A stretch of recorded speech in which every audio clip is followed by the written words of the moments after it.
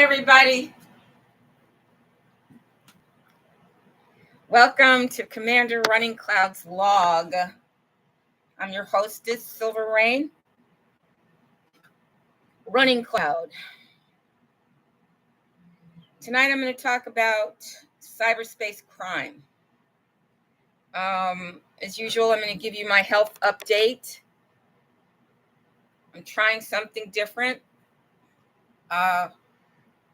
I was looking at future forecasters, and they were talking about Fenben,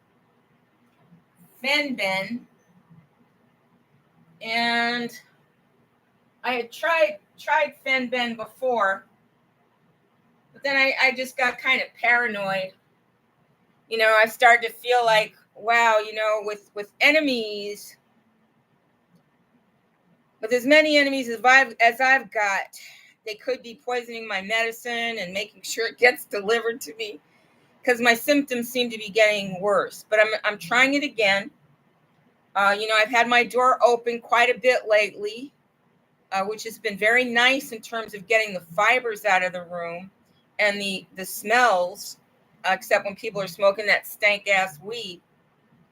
But, the disease is starting up again, and that's a little disturbing, because it is starting up again. Okay, now today is my first time going live on this, because last time I must have had live reactions or something, because I had people tuning in, and I liked it.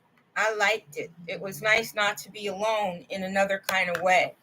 One of the reasons I do these broadcasts, besides being compelled and thinking that it's beneficial, is that it is one way that I'm able to keep my hopes up and fight against any kind of depression.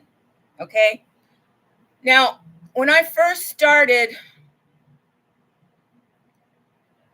I'm going to say that Juan Luis activated me in 2011, that he started to bring me into the resistance. And that by the time 2017 came, I was at a whole new level out there in Phoenix.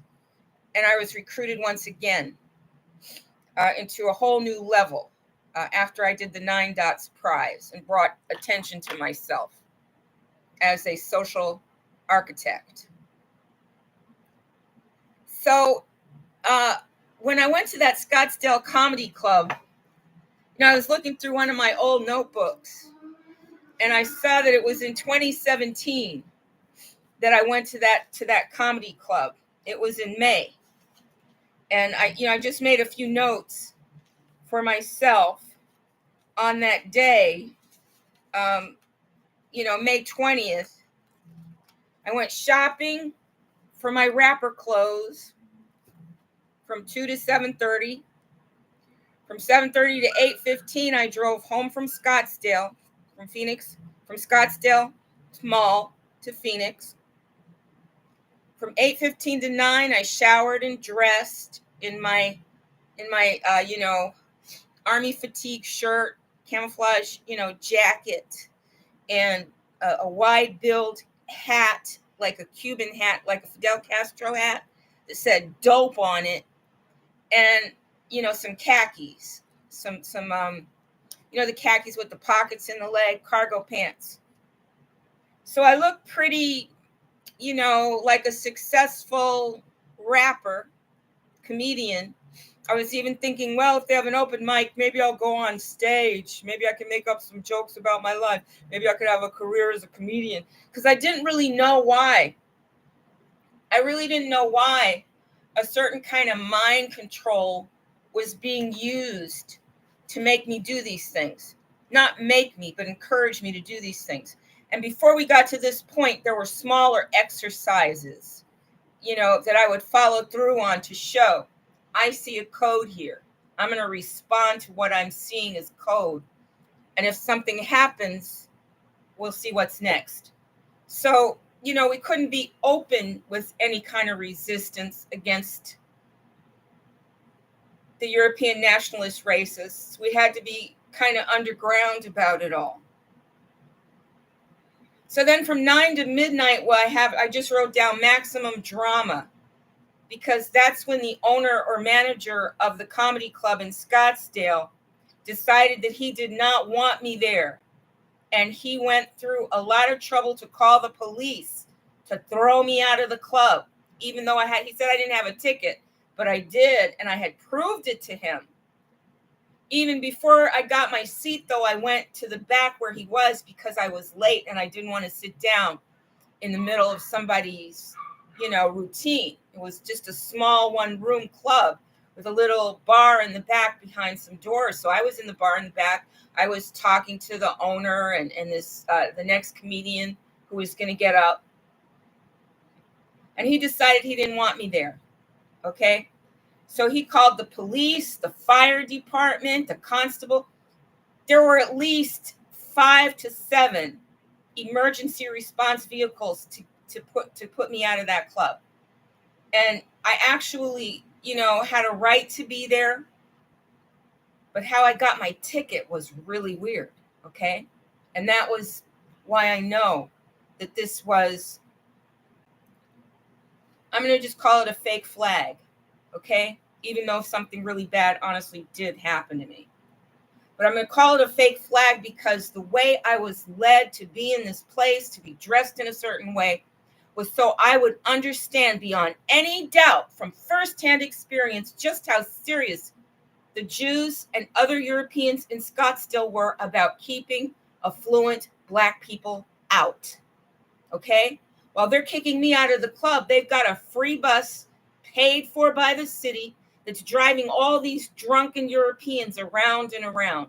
A party bus, like a open air bus with lots of lights on it and music playing in it. And it's to drive all the drunks in the clubs home so they don't get tickets. They even had people on bicycles with little carriages that would drive you around. And one of them insulted me. I mean, from the hatred for real Americans in Scottsdale at night, at least the women, maybe they liked men because they're always, looking for rich men. It just came from everywhere. So when the owner said, I didn't have a ticket, and I did have a ticket and I proved it, I was actually in the club running from the police into the tables saying, I'll switch. I had a right to be here. It was blatant racism.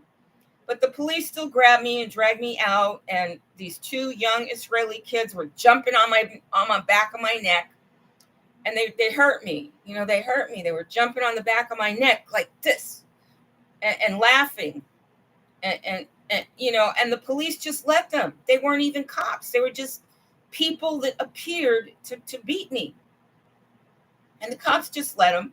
So I get outside, there are like 2 fire trucks, 3 police cars, maybe an ambulance.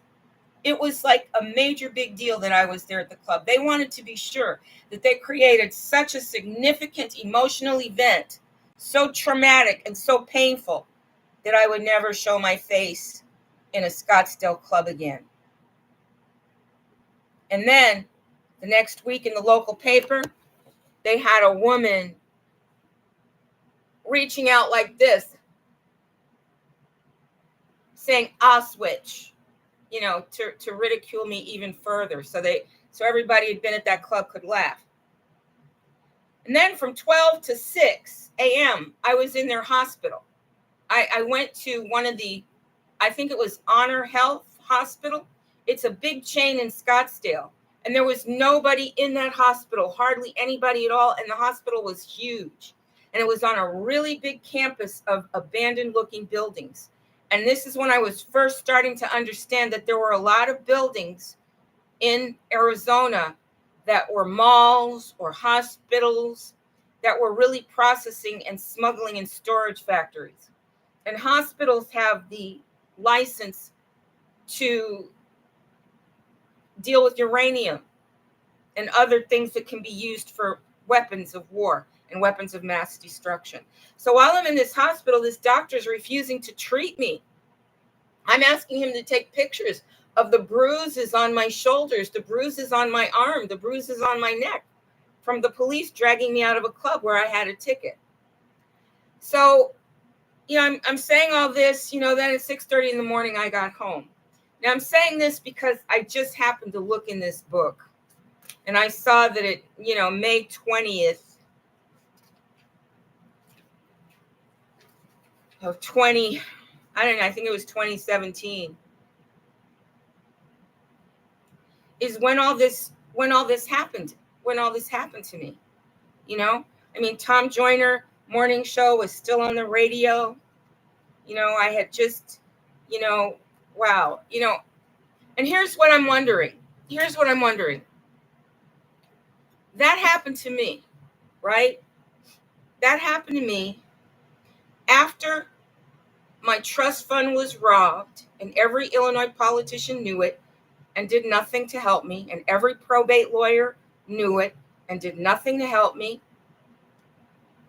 My whole inherited estate was robbed. Then my rights are violated and the law is violated by a comedy club and a hospital. But I can't get a lawyer. Okay, and this is early in the game. Okay, this is early in the game of Silver Rain tries to get representation, but only gets abuse from law enforcement game. Now today, I read that Alex Jones is going to start to liquidate his communications empire. And that made me sad. That triggered me a lot. Because, as I've told you, Alex Jones was an inspiration to me. And I actually kind of took it personally. You know what I'm saying? But here's what I want to know. Why are grieving parents spending so much time hating and punishing a man that says their entire event was a false flag? Do you think that the lady protested too much? Do you think that what happened to Alex Jones is proof of a lot of dysfunction in our judicial system? Because I sure as hell do. All of the bad things that have happened to me, and I can't get standing in a single European American court, and they're all European. But a wealthy family from a ruralish Connecticut suburb can get $1 billion settlement because their feelings got hurt. Their feelings got hurt, people. No Israelis jumped on their back and bruised them. No police dragged them out of a club when they had a ticket. No Arizona state troopers kidnapped them. No Tina Ainleys put them in jail and held them there and refused to listen. Nothing bad happened to them. They didn't lose a cent, not a penny. They didn't lose a cent or a hair off their heads. And yet, those people were able to get help from the jurisprudence. Those people were able to put a whistleblower out of business. Okay? A man that leads the resistance against them. They used their machine to put him out of business. Don't you think that's some funny stuff? And yet, if you do think it's funny stuff, there's not a thing you can do about it, is it? Well, if you think that's bad, take a look at the crime that's happening in cyberspace.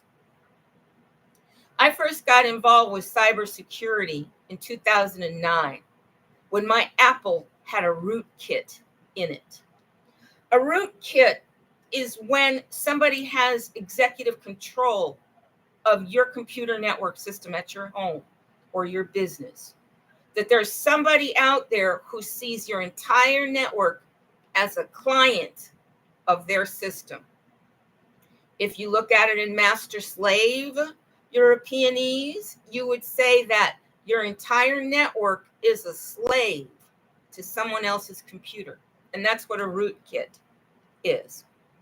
Now, while I'm finding out that I have a rootkit and trying to disable it and locate the criminal, I try to get the help from the Woodbridge police, and they don't have any idea what I'm talking about. I mean, I'm talking to an obese, poorly groomed high school graduate that works in Woodbridge, an affluent college town to Yale, right next door to New Haven, where Yale is.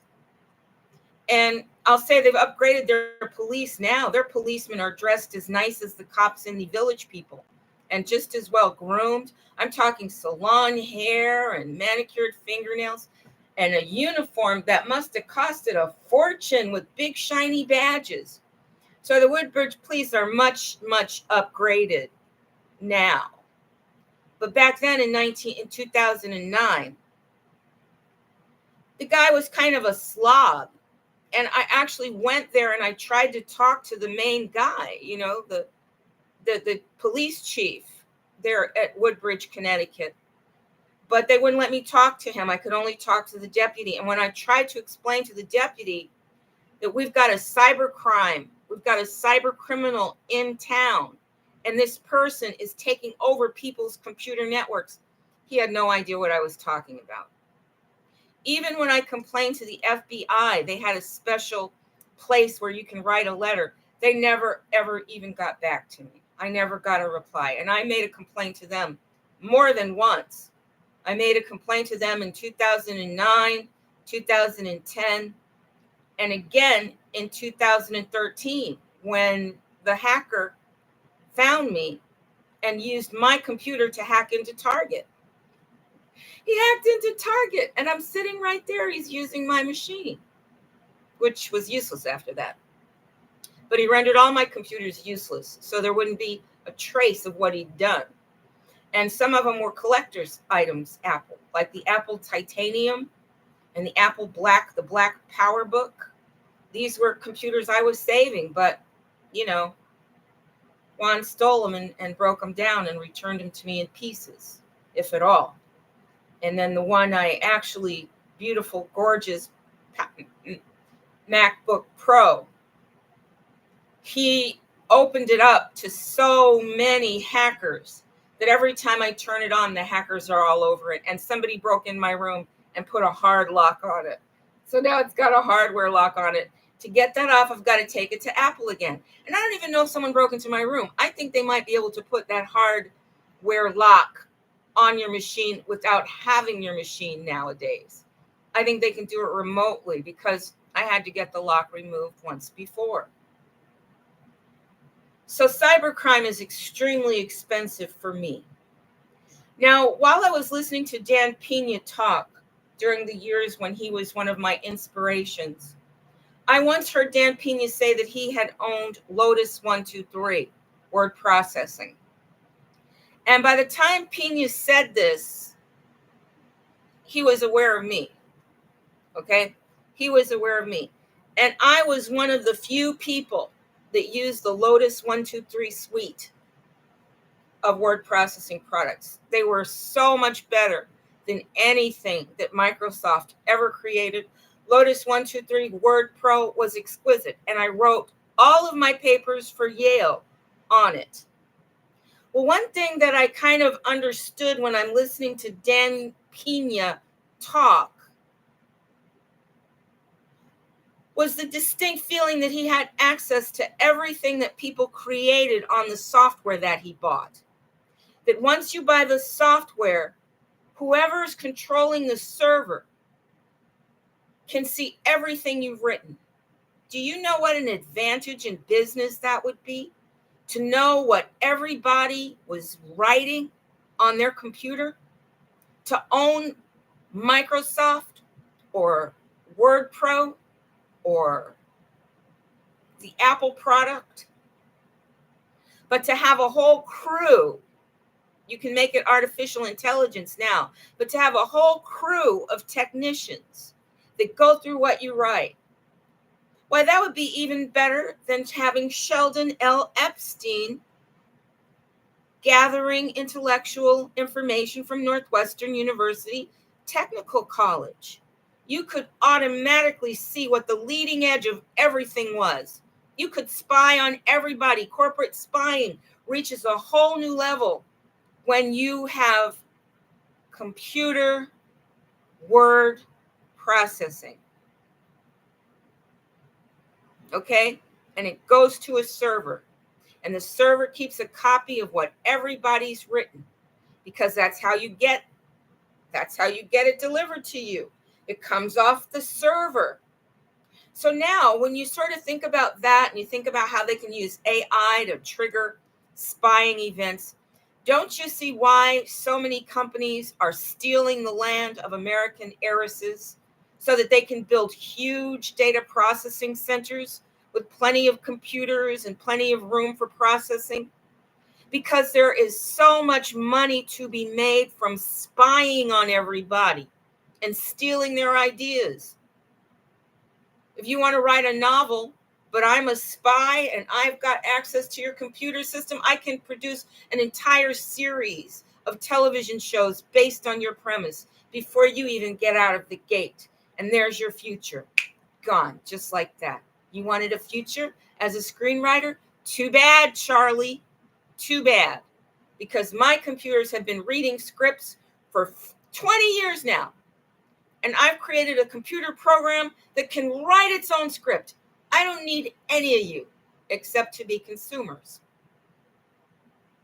I only need consumers. I only need customers. I don't need anybody who can actually create something. Now, what does that mean for you if you're a creator? What happens to everything inside of you that wants to make things, produce things, create things, and get reward and attention? You die inside is what happens to you. You die inside. So I used to think, when I went to Yale Graduate School, when I first wrote my application and dreamed about making life better for real Americans that were suffering from European nationalist racism, I thought European nationalist racism was my biggest problem, was the biggest dragon that I'd have to defeat and attack to liberate my people. I didn't know half the things that I know now. I mean, I have been through the rabbit hole and into a brand new land.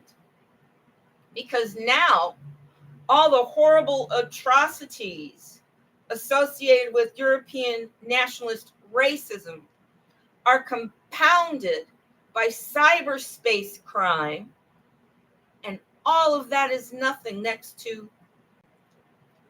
disclosure. I mean, disclosure is really kind of blowing my mind, because maybe people could resist European nationalist racism, especially developing nations, once they catch on to the fake economic system, and it's fake whether it's gold, silver, or paper. Okay? Gold, silver, paper. Gold, silver, paper. Gold, silver, paper. Whether you're going to use gold, silver, paper, if you're not having food and shelter, if you don't have freedom, if you don't have the power to go outside, if you don't have exercise, if you don't have healers and dentists and recreation, then you don't have a life, okay? And if you don't have a place where you can make things and trade them, you ain't got nothing. You ain't got nothing. You may as well be dead. Your life is useless because you want these things. These things are the quality of life. These things are why we come here. We don't come here to sit around and be consumers or have our work exploited for 10 or 15 years and then we're thrown out. We didn't come here to be homeless when there's plenty of land. We didn't come here to buy things in the grocery store when we'd much rather plant the seeds, nourish the plants, and harvest them. Surprise, surprise, surprise. But when I realize how entrenched humanity on Earth is in extraterrestrial commerce, I just become kind of overwhelmed. I was looking at Farsight Institute's remote viewing of the insectoids. Okay? And one of the viewers actually found the insectoids involved with the greys in human trafficking. And in one of the sessions, the good insectoids and the evil insectoids were both involved in the human trafficking business. Human beings for meat, human beings as a commodity. And if you really think about it, well, you would see that naturally human beings are going to be a commodity someplace, unless the people are all vegetarian. But even our glands would have medicines, okay? Don't we take everything we find that's organic and find out how it can improve our lives? So why would we think that another species would be any different, right? So if we think that there are beings, and if we follow what we're kind of learning from disclosure, that there's a whole hierarchy in that trade, and they've got the reptilians who are the owners of the human meat business, it seems. You know, they and the Pleiadians and the tall whites perhaps as well. I'm not sure if those other races are involved, but I know those other races are enemies of my people. So you've got these reptilians, and then you've got the insectoids working with the reptilians, and then you've got humans that are the commodity. Well, next to being a commodity, human trafficking as an industry, as an intergalactic industry, European nationalist racism seems like almost nothing. European nationalist racism is just a mid-level evil in the hierarchy when you consider how many bodies are needed to support a supply chain that's intergalactic and trading human bodies. So where once I was thinking that European nationalist racism was going to be my biggest problem, now I feel that the European nationalists are just like the insectoids. They serve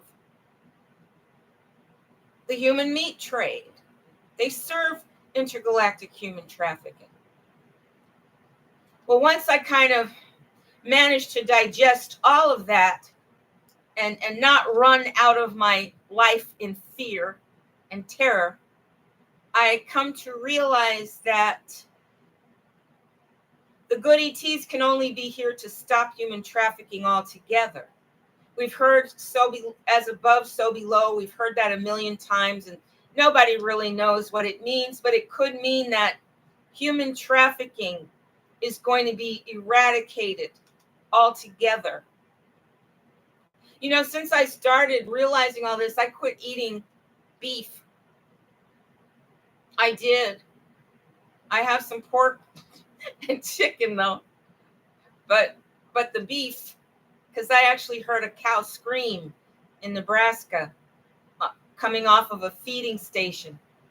And if you've never seen a feeding station for cattle, it's totally inhumane. The cows grow up raised by small ranchers in lovely places where the children are playing with the cows and the people are loving the cows, and then they get sold for meat. And then they get taken to one feeding station after another to bulk them up and make them heavy enough to get good prices. And there was a feeding station in Arizona that was so sad. It was so sad because it was at least a mile of these metal bars where the cows' heads would be chained for hours a day in front of a feed sack, in front of a tray of feed. And I remember when COVID hit and the beef market was under threat, and I saw the cows, the longhorn cows, and I saw the rancher's house, nice big house, plenty of land, European. I felt so sorry for those cows. I just stopped there. And I'd already had this experience where I felt cows were communicating with me after hearing this cow scream. And it might just be my imagination.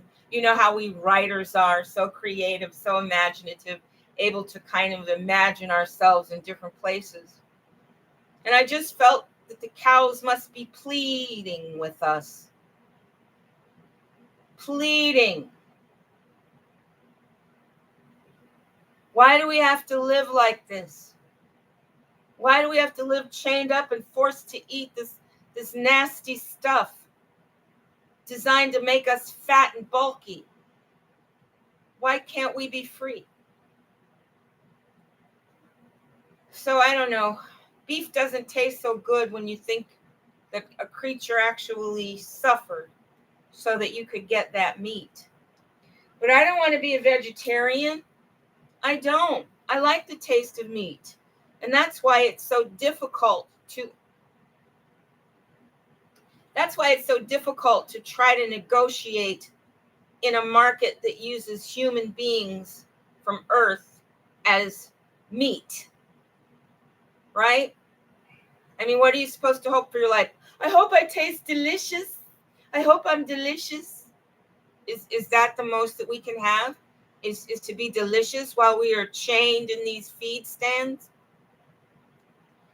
So my sense of problem solving is just slightly overwhelmed, because where I thought I had one problem that was hellified and impossible, now I find the problem has a much bigger scope and is much more complicated.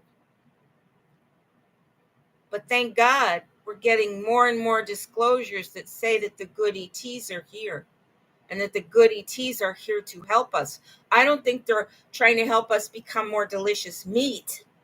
Do you?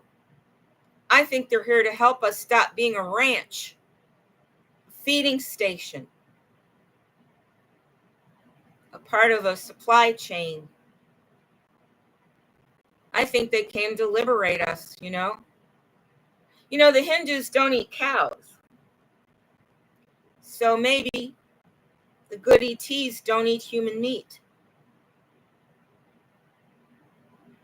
Well, as usual, that's quite a ways away from cyber security, because we have so many levels of problems here that sometimes it's hard just to deal with the ones that maybe we can solve.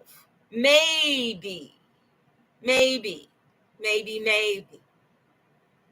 Because when I see developing nations in Africa, and China too, I really feel like there's a chance for them if they listen to me and do what I tell them to do. And that is to learn about computers, learn about distributed processing. And if you've got the Europeans building computer processing facilities and computer storage banks on your land, be sure that you're the sole owners of all of it. Even if you use their technology, be sure you understand it. Be sure you make your own chips, that you program yourself and code yourself. Because computer security is going to be the biggest threat of all. The things that the Europeans have learned to do with the computers, with the help of the bad ETs, are enough to prison your mind and make your body sick. Okay? They can completely take over. And you'll be thinking, I just want to talk to grandma. I just want to talk to grandpa. I just want to talk to my aunt. I just want to talk to my husband. I just want to talk to my wife. And this cell phone makes it so convenient. I can even see them. Well, resist it until you control the technology. Because what we have here is we have enemies in control of the technology. Do you know why I started publishing my pictures on Facebook? and YouTube and Twitter? Because if I went into a Panera, a young European hacker would appear and steal the photographs right off my phone. Entire albums of pictures that I took the time and money to create were stolen. And then they create a whole new economy and call them NFTs and trade them amongst themselves. My art, my work, my intellectual property. And I can't find it in my iPhone cloud library. I can't find it. And Apple aids them because Apple could have made their products consumer friendly instead of super hackable. There was a time when if you called Apple for help, so many hackers infiltrated the company that when you said to them, listen, you're doing this and that and the other, they would hang up the phone because you knew what they were up to. And they just hang up the phone. Do you know how many Apple certified telephone helpers have asked me to open up my phone to them? And I say no. And then I try to get them to help me and they don't know anything about the system. Because once you open up your phone to them, they can do anything they like. They can say, well, I'm not going to look at anything. I just want to show you where to go. Once you've opened up that port, they can do anything they like. When Apple first got started, we were all so excited about it. We really thought that they would be consumer focused because, Steve Jobs just seemed like such a hero. And we had Bill Gates over at Microsoft, and we knew they were all just corporate crooks, right? And the Microsoft systems were always having viruses. And it took a while for all of us to catch on that they were having viruses because they were testing a computer system that would allow for intrusions, allow for the theft of data, allow for spying, allow for everything that you as an individual do not want in your private communications.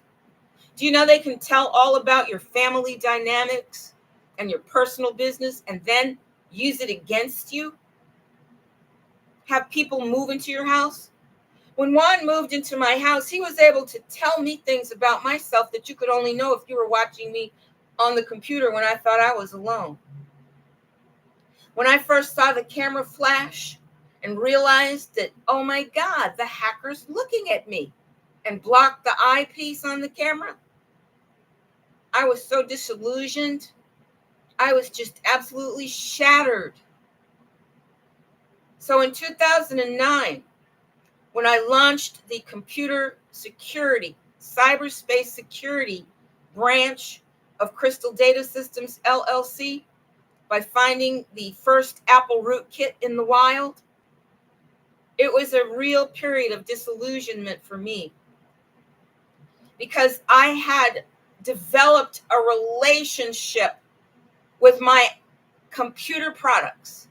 And I had Apple computer products, which were the elite, super nice design, the unwrapping experience, just transcendental wrapping, unwrapping, everything wrapped so nice, shiny, slick cellophane, little stickers that you never know what to do with.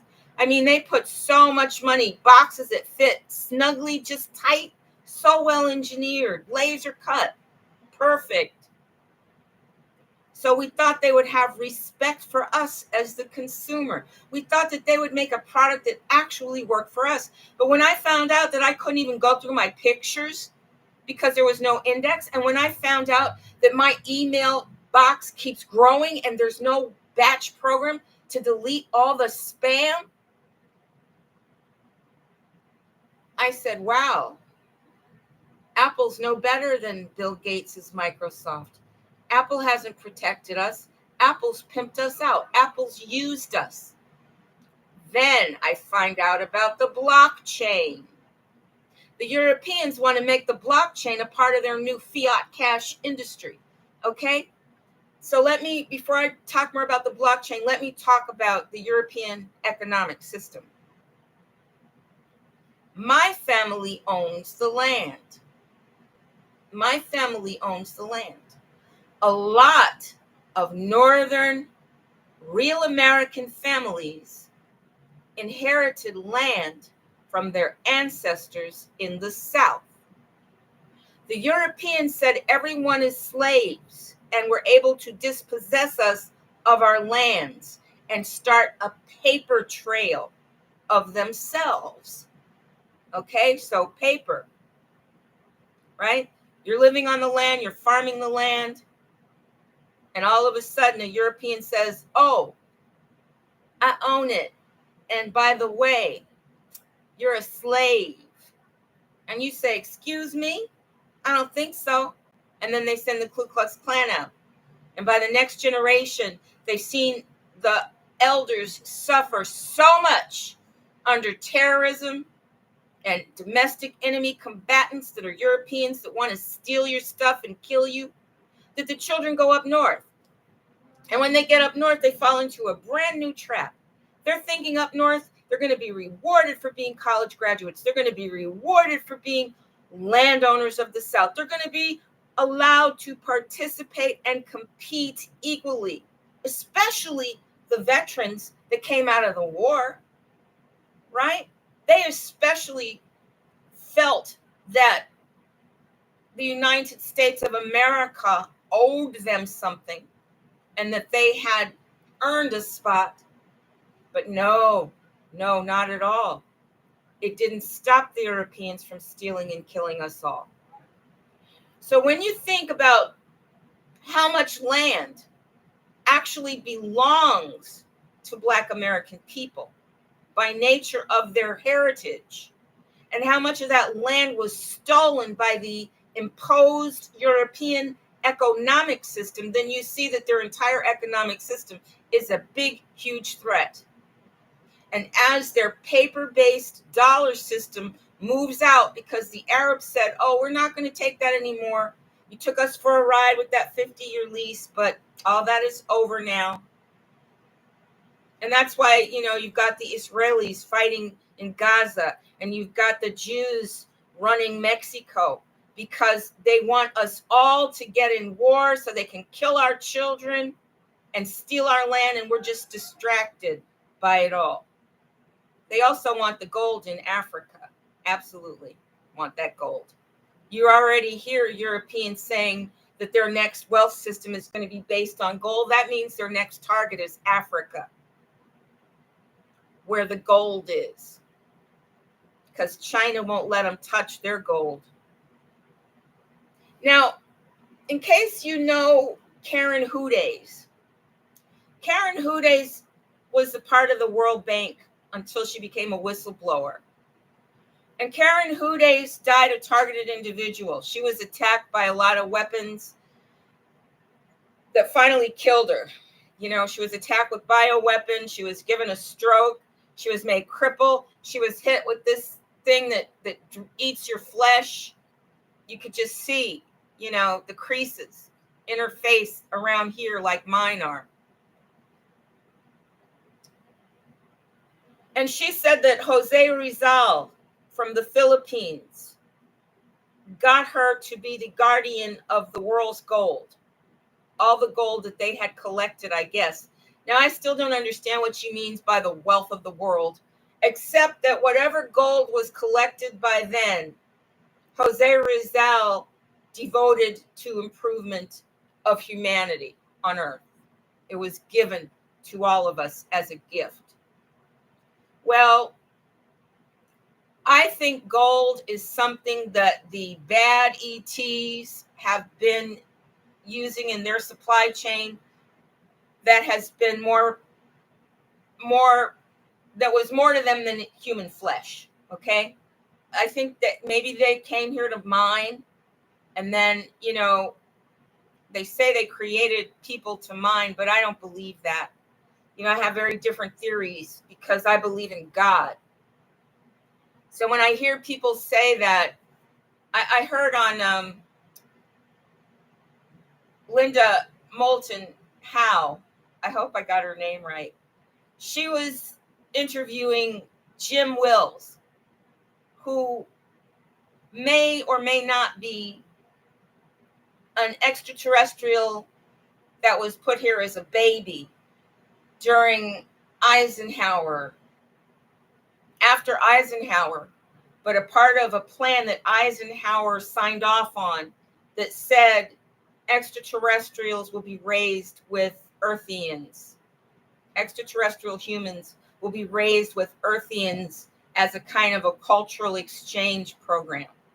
So Jim Wills was an orphan found abandoned somewhere and raised by Earthian parents, European nationalist Earthian parents in America.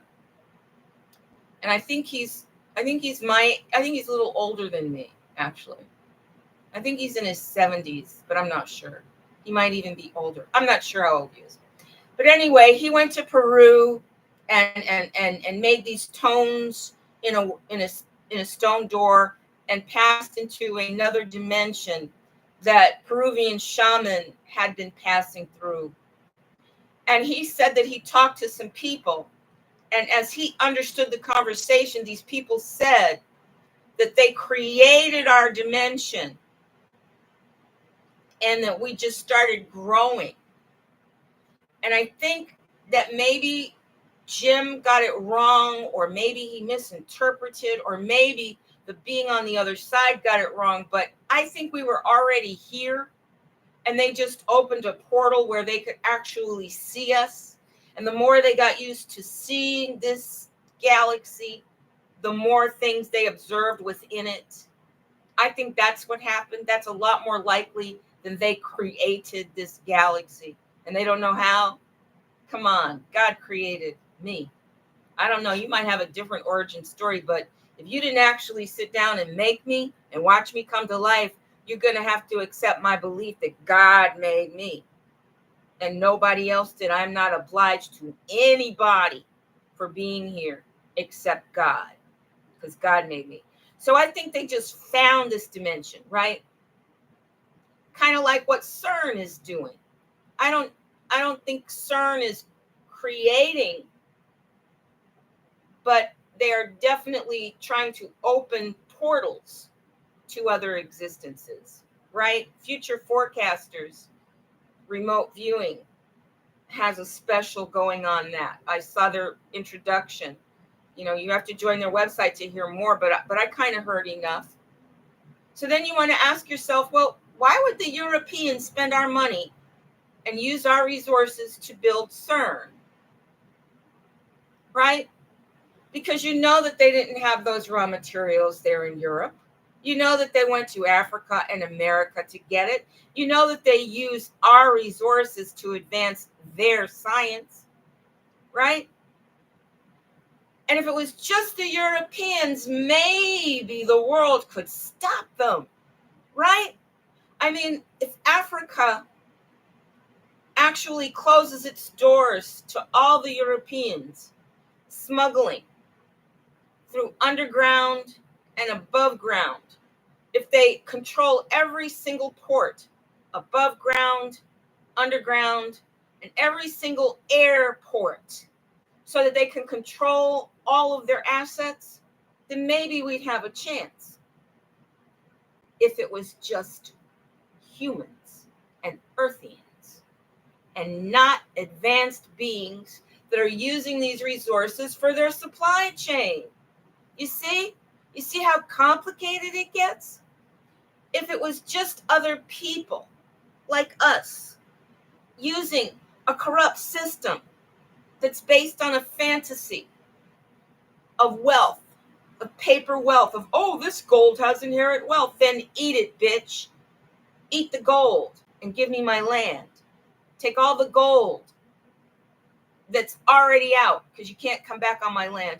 Take the gold and give me my land, because all I need is my land.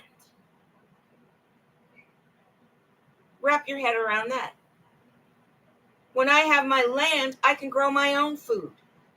When I have my own land, I can figure out how to get clean water as much as I want from the molecules, from the fresh water source deep underground that Linda Moulton Howe talks about. I can get clean water.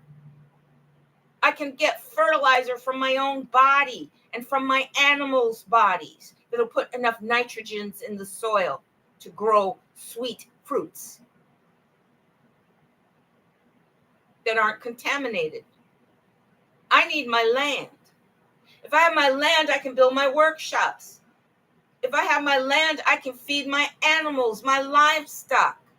If I have my land and waters, I don't need your gold, okay? I don't need your dollars. I just need my land and my family and my friends and my community and my society. But I don't need your paper money. I don't need your gold. I don't need your silver. I don't need any of it. But I do need my land, you see?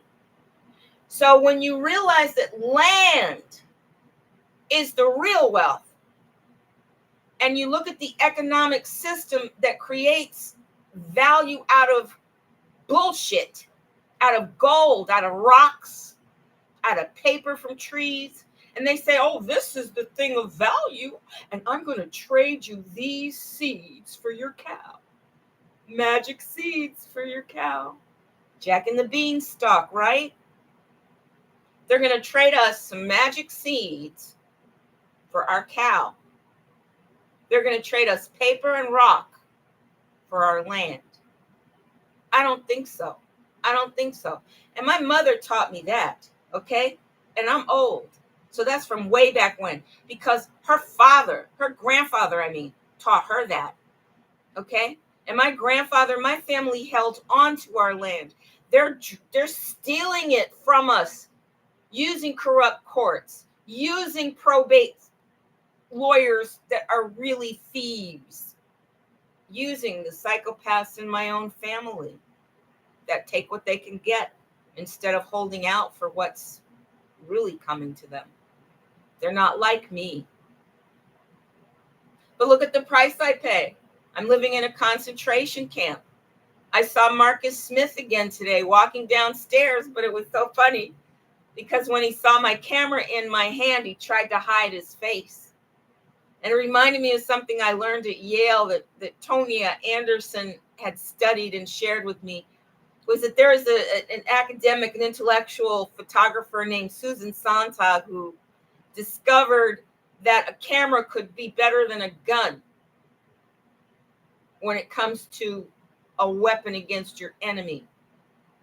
Because when you take a picture of somebody, you've got lasting proof of them and their identity. So I thought that was so funny when Marcus was trying to hide from my camera.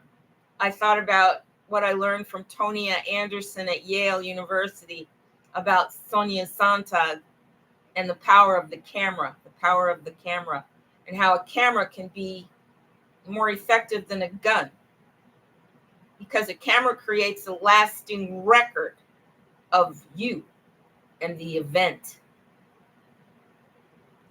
And I guess it was kind of good to see Marcus afraid of me, because one thing that is hard for me is to see the people that attack me every day. I mean, there's a horrible looking man that comes around my place every single night and tries to break in my door. Last night, he shined a bright white light through my window at 3:00 in the morning.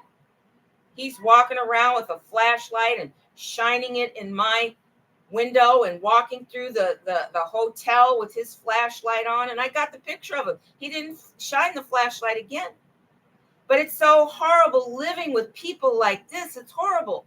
But then I think about my life in Woodbridge and how Juan Luis, he didn't have his body present until after he stalked me and came after me. But he certainly was a thief in my house. He was all through my computer network. He was stealing money from the bank from me. He had his own apps that he would install that would give him access to my real bank account while I'm looking at a facsimile. I'm looking at a facsimile of my banking app, and he's got the real thing and stealing money from me. And once you kind of have a habit, you kind of know how much money you've gotten. You might not look at the numbers that closely, right? And if the numbers are all making sense, you're not going to say, hey, how come I don't have enough money? You see? But Juan Luis, well, he had $500,000 in his minor niece's account. His sister Gabriela had a daughter, and Juan Luis had $498,000. And he's been on disability since he was 18 and got those x-rays admitted into the Social Security system. And he's an immigrant. He doesn't even have a straightforward Social Security number. His Social Security number has a letter on it. But he's able to get food stamps, Medicare or Medicaid, and Social Security. And there are a lot of Argentine Jews just like him who have tapped into the system too, because there were a whole set of laws made called entitlements for the immigrants from World War II, right? We were supposed to help them get their mental status back. What have they done for me in my mental status? Oh, they put me in the mental health system and made a slave out of me there when I was no longer willing to work for free in academia or business. You see? So they did make a slave out of me. They certainly did, by depriving me of my land, my property, my inheritances, and my rewards for achieving within their economic system. When I found the Apple rootkit, Apple refused to give me any credit. Instead, they sent thugs after me on the Apple client listserv. They called me insane because they knew that I was in the mental health system. So imagine that you've got your own business and you're trying to promote your own business. And all of a sudden, all these experts from an Apple listserv start publishing searchable data that says you're crazy. That's what happened. If you had done a search on my name, you would see the Apple listserv come up saying, my name at the time was Letha Deck. Letha Deck is insane. And if you knew that I was in the mental health system, if you knew, then you would just see that as more proof of it, right? Hazel Carby could say, I said she was insane first. I said it first. Now everyone can say it, and discredit me like that. But Dino Di Zavoli of Trail of Bits, a PhD in computer science, called me up to interview me once I started publishing about the first Apple rootkit. And he was extremely interested in my research on Bluetooth and how Bluetooth was being used to infiltrate computer systems. That it wasn't a 300-yard limit to what you could do with Bluetooth invading. So if you're a developing nation, do not adopt European technology because it is rife with exploitation. You'd be better off not to have a cell phone until you create one of your own using all of the data in the patent database. And in terms of morality regarding the patent database, well, Sheldon L. Epstein stole intellectual property from Northwestern University with the permission of President Shapiro and President Levine to put into the patent database. The cotton gin attributed to Eli Whitney, who created great wealth for Europeans, was created by the workers, the black farmers that weren't slaves. So the patent office was always designed to steal intellectual knowledge from the political enemies of the Europeans. And anybody of another race is a political enemy. Did you know that the traffic lights were created by an American? The three-way traffic lights used all over the world should be making some American heirs and heiresses rich. But no. Did you know that the man that helped Alexander Graham Bell create the first functional telegraph system was also a real American? But he doesn't get any credit, does he? No. His family is not experiencing prosperity and wealth? No. So no matter how many aliens we're facing, we still have to deal with European nationalist racism, because that is still the biggest threat. That's the threat closest to home. Okay? Now, I actually do believe that some of these people out here might be reptilians. Like that guy that shines the light through my place. I tried to take a picture of him and he blurred his face. He was able to blur his face, which I had also seen Marcus do. And they really are criminals, like, you know, ruthless kind of criminals. I mean, this guy tries to break into my unit every night. Every night he tries to break into this room. You know how scary it is? You know how many nights I have to stay up all night because I'm afraid that I'll wake up dead because these horrible, horrible, evil people out here have broken into my room? They want to be able to enter any room they want to here. But I have to thank a good ET for showing me that they had my door open, that my door could easily be opened anytime. So I guess if they'd wanted to, break into my room, they could have done it any time because they already had broken into the door. It was after this old European man with a white beard pushed my door open, very obviously, that I tested the door and discovered that it was not locking properly. That if you just put a little knife into this little place in the door, you could trip the lock, easy as pie. And now, you saw where they had cut the extra security thing. So this concentration camp life is really scary. But when you know that you're a multi-million-dollar heiress and that a lot of American land and water is yours, but the European nationalist machine that occupies the judiciary is robbing you, the government is robbing me, what am I supposed to think? What am I supposed to think? And then I see that these rich Europeans in Sandy Hook are able to destroy Alex Jones. And all I can think is, well, maybe Alex Jones was controlled opposition, because that case is surreal. Who's going to pay $1 billion because they hurt somebody's feelings? But more importantly,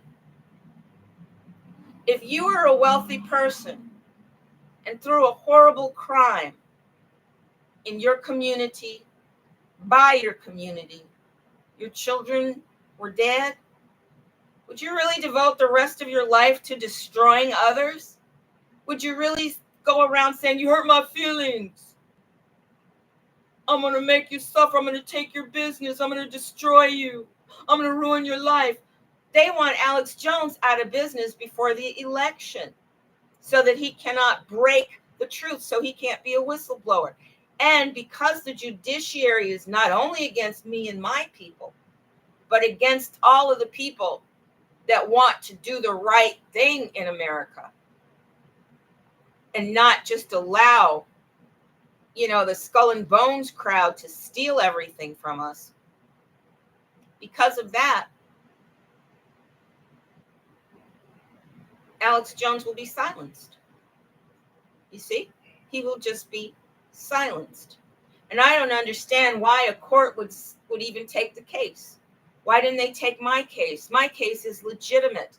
I have been wronged. There's a morality to my case. I have a number of lawsuits since then. Why, I have a whole basket full of lawsuits where my rights were violated, where I was robbed, where I was injured. But the European nationalist courts won't hear me at all. But they'll hear the people from Sandy Hook. I visited Sandy Hook. Juan drove me there. Juan and I drove there. And that's a very sleepy town. And it was very quiet. And it wasn't long after the Sandy Hook. And there was no evidence whatsoever that anything had happened there. In fact, it seemed like a New York City Wall Street bedroom town. It seemed like the country house that the rich Europeans would go to on long weekends and in the summer. That's what it seemed like. The school, we passed by the school behind the hedges. There were no signs, no ribbons.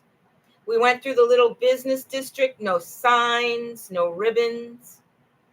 But the sign to enter the town, I believe, had Lions Club. You know, those medallions of European occupation were on the town sign, letting you know this is a European settlement. But even psychically, you didn't get the feeling that a lot of grief was there, that murder, mass murder had happened there. You got just this feeling that, wow, what a sleepy town, because it wasn't a holiday and the people weren't there. Oh, what a sleepy town, what big mansions. I think it's absolutely despicable that the courts are enabling this kind of malicious response. It's unnatural for people who've lost their children to come out with so much hatred towards somebody who just said, oh, I don't think you did. All they had, and that's the other thing about it. Because of the way they punished Alex Jones, nobody else wants to even look at that. Nobody else even wants to go up to those Europeans and say, well, we don't think this really happened. We think this is a false flag. Okay? Even though their response is unnatural. A natural response would be, I lost my child. So I have empathy for other Americans losing their children. The children in Flint facing a water crisis, they shouldn't have to die. I'm so rich. And now that I don't have any college to pay for this one, I can actually contribute to improving an American child's life. Wouldn't that be noble? Wouldn't that be admirable? Wouldn't that be what you would expect from a good American? That they would take that grief and pour it into good works for surviving children? But no, the courts are enabling them to take malice to the highest level possible and destroy Alex Jones in the process. Now, if you saw Farsight Institute's reports on what they see coming with the Democratic and Republican national conventions, you'll know that, and I think Future Forecasters did something about it too, if I'm not mistaken, about, this election. The Europeans are planning for this election to be a major disruptive event. Okay? And I don't ever want you to forget that both candidates are dead. Okay? Both candidates are too old to be president, and they are not the original men. They're not the originals. And we all know this, right? But we don't want to deal with anarchy, right? But when you know this, the only reasonable candidate is the Kennedy. And I don't even think he's from this planet. But he's the only candidate, Robert Kennedy, that isn't too close to the grave to be the president. But we've got a media that just keeps talking as if being an octogenarian is desirable in a president. Do you really think that the young, vital leaders of other nations are really going to want to talk to Joe Biden and take it seriously? No. Which means we're going to have government by proxy, okay? And then we've got Elon von Braun, Musk, saying that he's going to have a debate between Donald Trump and Joe Biden because he wants to show off his AI and hologram skills using Starlink to project holographic images that people think are real. I mean, I've seen when Trump was campaigning after Trump was dead, not here, they used holograms in the airports. They used holograms because you would see the plane go and then it would just disappear. It wouldn't actually take off. And I saw that happen twice in Arizona. And you can't believe your eyes. You feel like, what? Where did the plane go? I saw it going down the runway, but it didn't take off because they dissolved the hologram. Well, Elon Musk cannot wait to present a presidential debate made with artificial intelligence, holograms, because I do believe that you might find some Teslas on the highways are holograms. I've seen them appear suddenly in my face.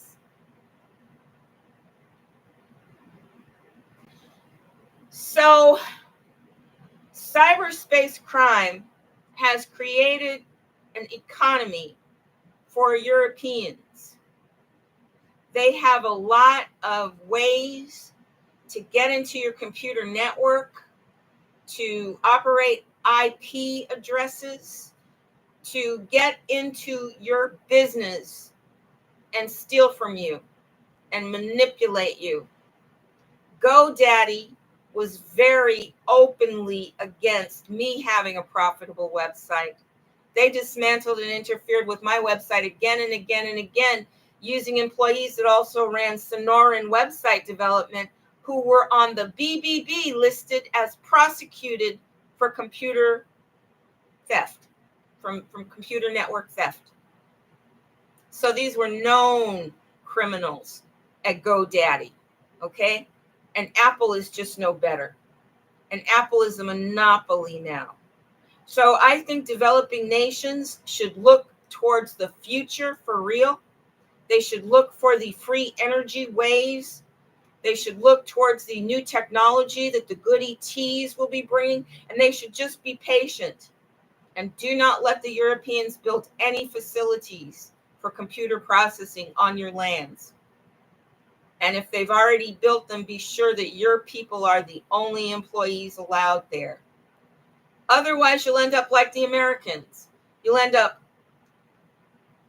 behind the veil of a fiat economy, of a fake economy, of a phony economy that's no better than paper or rocks when it comes to giving you a good meal. You want to control your land because that's what the Europeans want. That's the only thing of real value on this planet besides you is your land. Okay, so cyberspace crime is a big, huge problem, but we can't expect law enforcement to do anything about it because law enforcement is so corrupt. And as far as us routing it out in America, well, we're just going to have to wait and wait it out because I have no power. They have me imprisoned in a concentration camp where they're shooting me in the face with bioweapons, okay? And they're keeping me under surveillance, and they burn my contact lenses out, and they got horrible looking men shining bright lights into my little, what do you call it, sanctuary, my sanctuary here. So I don't have any power. There's nothing I can do to solve this problem. There's nothing I can do, and there's nothing you can do without help from the good ETs. So when, Werner von Braun, Elon Musk, told the Jew woman that worked for him to tell all of us to be ready for a false flag. And Stephen Greer repeated it in his most recent broadcast that I saw yesterday too. And Stephen Greer was brilliant when he said that they're going to mix the false flag with a real event. Okay? And that's what I want you to focus on, the real event.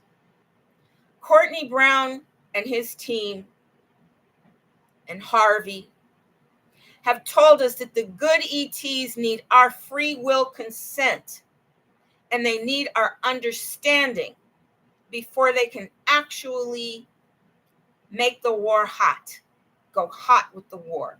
And a hot war is the only way to eliminate the enemies. The war's got to go hot. That means space war.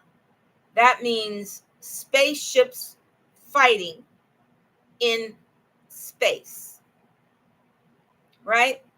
Now we've got the ground war, which is the mind control, the holograms, the chaos at the election, the Sandy Hook ability to censor and silence Alex Jones, a brilliant investigative journalist, and the attacks against me, right? And other heirs and heiresses that could have made a difference. So what they want is for the people on earth to see the war and see it all as enemy, I guess. See it all as enemy. But what we really need to do is we need to make sure that Starlink is made impotent of destruction or surveillance unless it's taken over by the good ETs. And that transporting of, I don't know. I don't want to make suggestions that will get me, banned or anything. So I won't, because I think this message is important. But I do want to stress to you how important it is to know when the battle goes hot, there are people fighting for you to be freed from this prison planet life. Alex Jones was actually the first person that I heard call this a prison planet. And now they're going to shut him up and take all of his things and make him cry. And there's nothing we can do about it because the rich people say their feelings got hurt. And the court said, oh, you hurt their feelings. We're going to destroy you, guy. And nobody in the press is going to say, my God, are we honestly going to reward people for this level of malice? Are we honestly going to reward people for this kind of abuse? Why, it's as if they're royalty and they're putting Alex in the dungeon. And we don't have royalty here in America. This is a democracy. In it,